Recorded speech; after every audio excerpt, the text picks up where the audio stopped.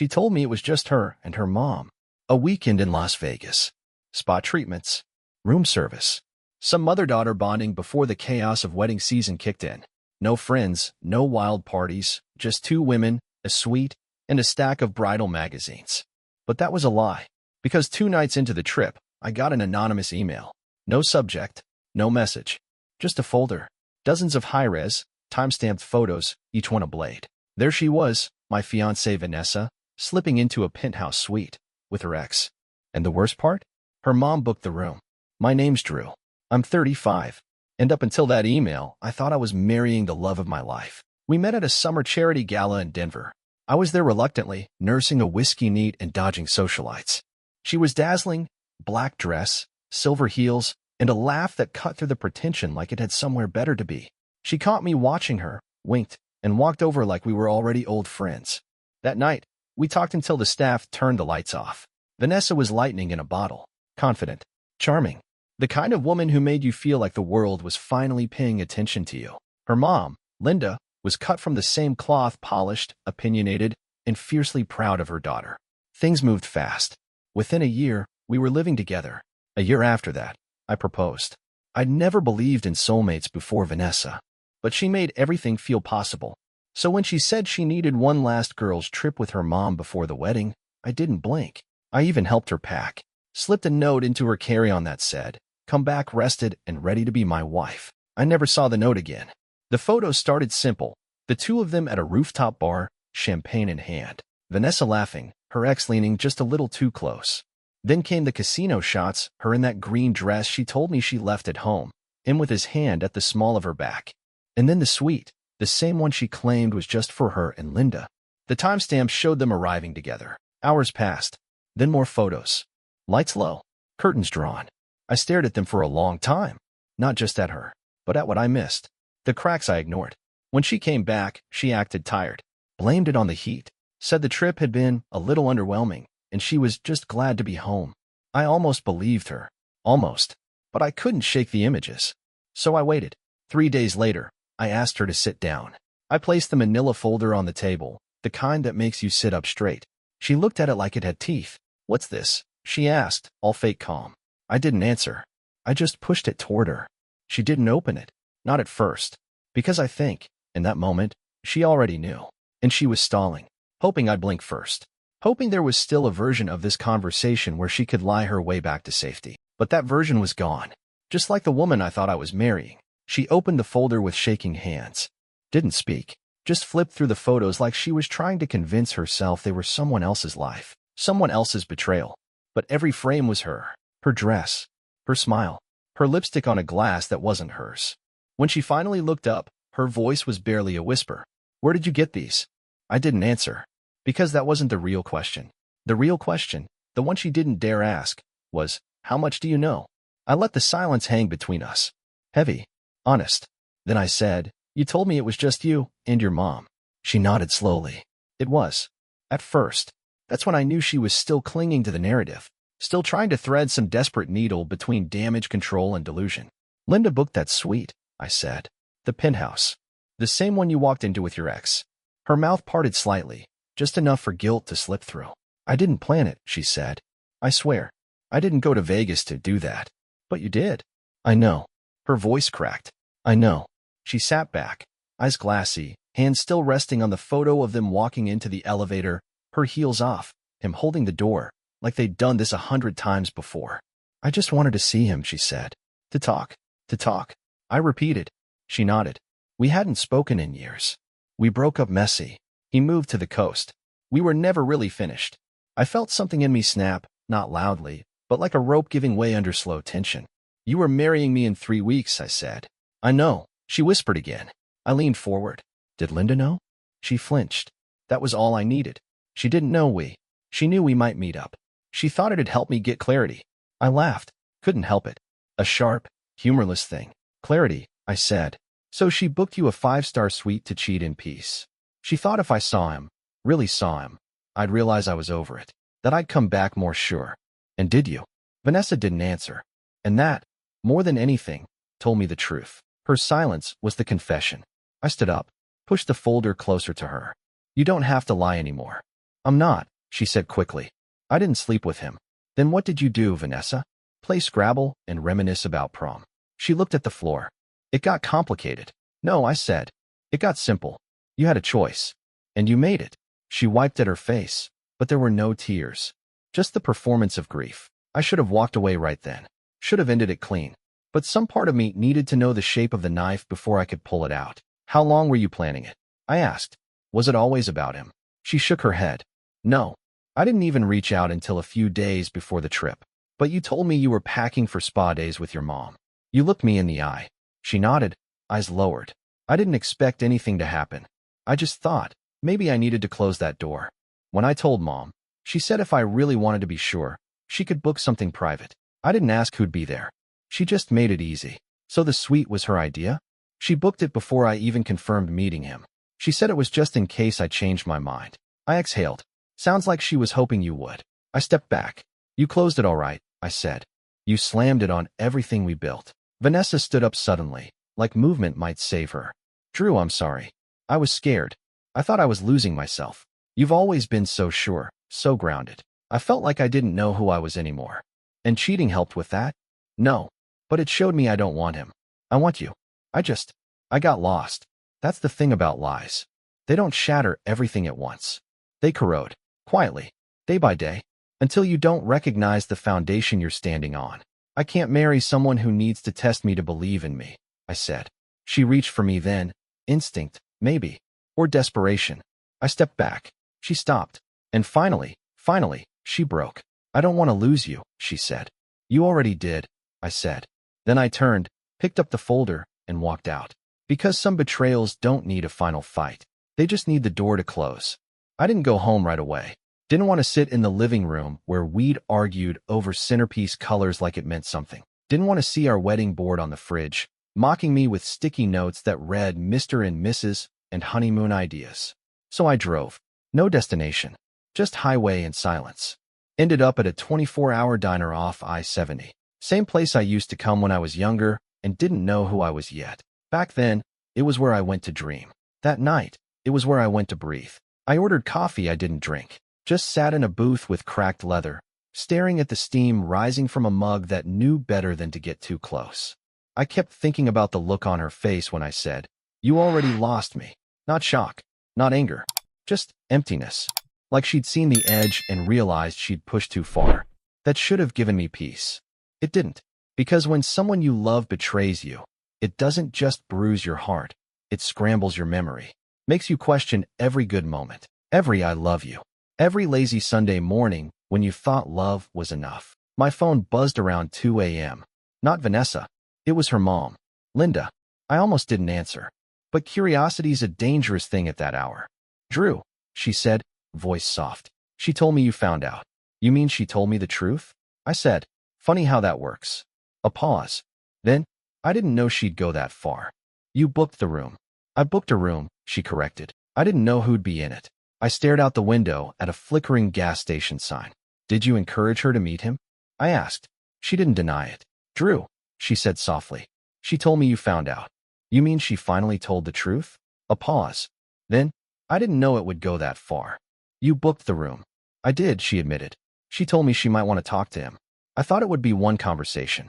Closure. Not that. I didn't respond. She's always been impulsive, Linda continued. And you're the opposite. I worried she'd bury herself in your steadiness without knowing if it was love or fear of being alone. So you nudged her toward chaos? I thought clarity would keep her from making a mistake. I never meant for it to become this. I shook my head slowly, even though she couldn't see it. She didn't just cheat, I said. She made you part of it.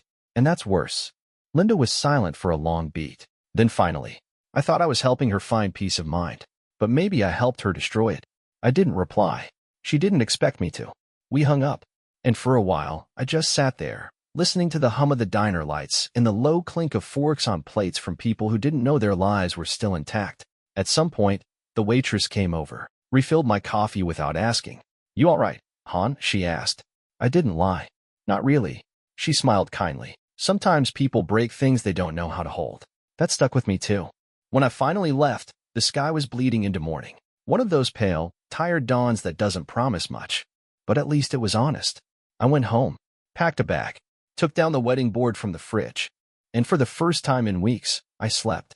Not well, not long, but without dreaming of someone who wasn't mine anymore. 3 days later, I canceled the venue. Not just the deposit, the whole damn event. The planner tried to talk me down gently, said lots of couples hit rough patches. That cold feet was common. That sometimes, you just need a pause, not a full stop. But this wasn't cold feet. This was scorched earth. I told her to release the date. No rescheduling. No backup plan. Then I sat in my car outside the bakery we'd chosen for the cake tasting and stared at the place like it had betrayed me too. Like it should have warned me when we sampled vanilla almond with gold leaf frosting that one of us was already rewriting the story. I didn't go in. Didn't cancel the cake. Just drove off and let it go stale in their calendar like a ghost RSVP. Back home, the apartment felt quieter. Emptier. Even with all her things still there. That's what people don't tell you about betrayal. It doesn't always come with screaming or slamming doors. Sometimes it sits in the couch cushions, in the scent of her shampoo in the bathroom, in the mug she always left half full on the nightstand, like she never planned to finish anything. I boxed up the wedding decor first. All those pieces we picked together, name cards, table numbers, the guest book with Vanessa and Drew embossed in gold, into a single cardboard box labeled, "Not anymore." I didn't cry. Not because it didn't hurt, but because the hurt had calcified into something colder. A kind of clarity that grief can't melt. Around noon, Mark stopped by. He didn't ask. Just knocked, waited, and handed me a six-pack like it was medicine. "Got room for one more in this little pity parade?" he asked. I nodded. We sat on the balcony, me in a folding chair, him on a milk crate. A view of a half-built skyline we used to joke would be ours one day. "Been a hell of a week," he said. I didn't answer. Just drank. Mark waited a beat, then said, "You did the right thing." I shrugged. "Doesn't feel like it." "Right doesn't always feel good, man." I looked over at him. "You ever think you know someone?" I asked. Like, really know them. And then realize you only ever saw the version they wanted you to see. "All the time," he said. "But you? You were honest. That counts for something." I wanted to believe that. That being the steady one, the guy who showed up, who loved clean and without conditions, wasn't a weakness. But it was hard, because part of me still felt like the fool. The man who helped her pack for a trip to see her ex. The man who thought just her and her mom meant something sacred. The man who believed a diamond ring was a promise. "I don't know if I'll ever trust again," I said. Mark nodded, real slow. "You will. Just not the same way." And maybe that was the truth. Maybe trust, once broken, never goes back to the shape it was. Maybe it grows back crooked, wiser, meaner, but still alive. That night, I got a text from Vanessa. Just 2 words. "I'm sorry." No explanation. No request. Just an echo. I didn't answer. Because sometimes the silence is the closure. And I wasn't ready to open the door again, not even to tell her goodbye. Instead, I pulled the ring box out from the drawer. Opened it one last time. Inside, the words we chose together were still there, engraved in tiny script. "Forever starts now." I stared at it. Then quietly, carefully, I scratched a line through the word forever, folded the box shut, and placed it at the back of the drawer. Behind the manuals. Behind the batteries. Behind everything we used to believe. You don't realize how many people are involved in a wedding until you have to tell them it's off. It's not just the caterers or the band or the florist who kept calling me Mr. Happily Ever After. It's cousins you haven't seen since childhood, friends who already bought flights, coworkers who made jokes about catching the bouquet. And then there's the group chat. Vanessa and Drew's big day party popper ring. The same chat where we'd posted dress codes and hotel links. Where her college roommate had shared a meme about open bars, and my uncle had typed in all caps because he still hadn't figured out how to turn it off. I stared at it for a long time. Then I typed, "Hey all, just wanted to let you know the wedding is canceled. Appreciate everyone's love and support, but we're going in different directions. No need to reach out. Thanks for understanding." And I hit send. Simple. Clean. No blood on the floor. But people aren't blind. The first replies came in soft. "So sorry, man. Hope you're okay. Sending love. Anything you need is seriously." Then came the quiet storm. Because someone, maybe one of her friends, maybe one of mine, had seen the photos. Maybe they'd heard about the Vegas trip. Maybe word had already started spreading through the polite hush of group texts without us in them. And finally, someone said it. "Just want to say, I saw Vanessa in Vegas. She wasn't alone. I didn't want to stir things, but Drew, I'm really sorry." That was it. One match. And the whole chat lit up. Support came fast, fierce, and a little bit angry. "You didn't deserve that. Thank you for handling this with grace. You were always too good for her. Vanessa never replied, but I saw her name leave the chat a few hours later. Left, not removed. And something about that. It stung more than I expected. Like even now, she still wanted the last move to be hers. That evening, I got a message. Private. From her. I know you probably won't read this, but I need to say it. She said she didn't sleep with him. Said it didn't matter, because what she did was still a betrayal. That she'd lied, not just about the trip, but about who she was. She said I didn't do anything wrong. Said I was solid, safe, and she mistook that for boring, for something to test instead of trust. And then she wrote the sentence that stuck in my ribs like a knife that wanted to stay. I didn't cheat because I stopped loving you. I cheated because I didn't know how to love myself without destroying something good. There it was. The truth. Ugly. Unfair. Human. I read it twice. Then I deleted it. Not out of spite, but because I didn't want to carry her apology like a spare key in my pocket. I needed it gone. After that, I did what I should have done weeks ago. I called the moving company. Had them box up the rest of her things. I didn't touch her stuff. Didn't go through it. Didn't sniff the sweaters or reread the notes she used to leave me on the fridge. I let it be what it was, a life that was no longer mine to hold. They came on a Thursday. Polite. Efficient. Gone in under 2 hours. When the door shut behind them, the apartment echoed. Like a stage cleared after the actors left. I stood in the center of the living room, where the playlist we chose for our first dance had once played on repeat. And I breathed. Not deeply. Not cleanly. But it was mine again. My space.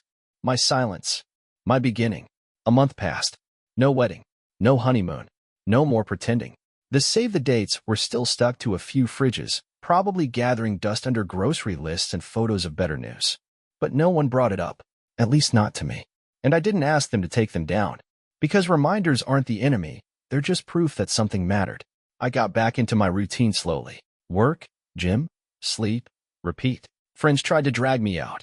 Mark took me to a Nuggets game and pretended not to notice when I didn't cheer. My sister sent a care package with a card that read, "If you don't eat these cookies, I'm disowning you." I ate them. All of them. One Saturday, I found myself walking through a farmer's market alone.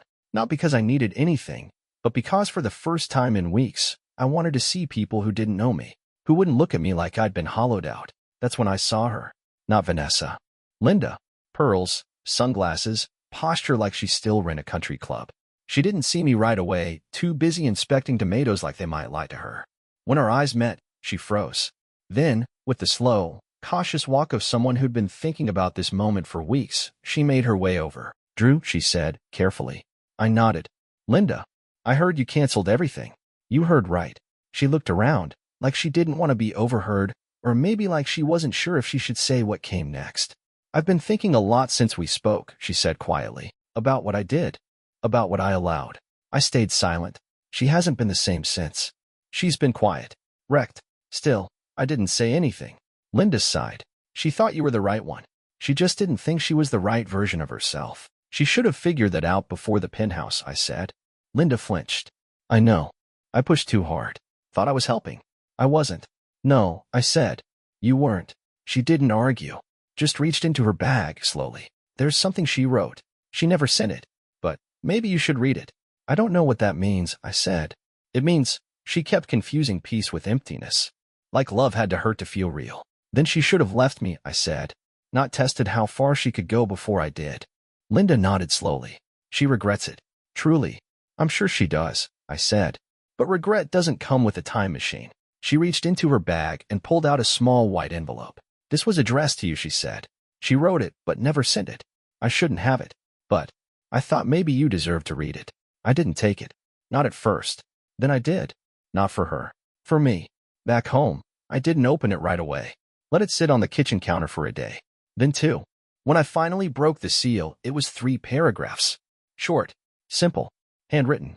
No begging. No excuses. Just an apology. And one sentence that brought me to my knees. "You were my peace, Drew. I just didn't know how to live in peace without feeling like I had to burn something down." I folded the letter, tucked it into a drawer I rarely use. Not to save it, not to hold on to her, but because closure doesn't always look like a bonfire. Sometimes it looks like a file you don't reopen. A few days later, I did something I hadn't done since we got engaged. I went to that little mountaintop where we took our engagement photos. The one with the view that made everything feel possible. I brought a chair, sat there for an hour, just breathing. And for the first time, I didn't imagine her next to me. I imagined someone real, someone who doesn't need to find themselves by losing me first, someone who chooses me without testing me. And when that day comes, there won't be a folder, no lies packed in a suitcase, no mother-in-law playing puppet master, just two people, present, loving, without condition, without a backup plan, just home. And this time, every seat at the table will be earned, every vow will be spoken without fingers crossed. And I'll walk down that aisle knowing I didn't settle. I waited, and I healed, the right way.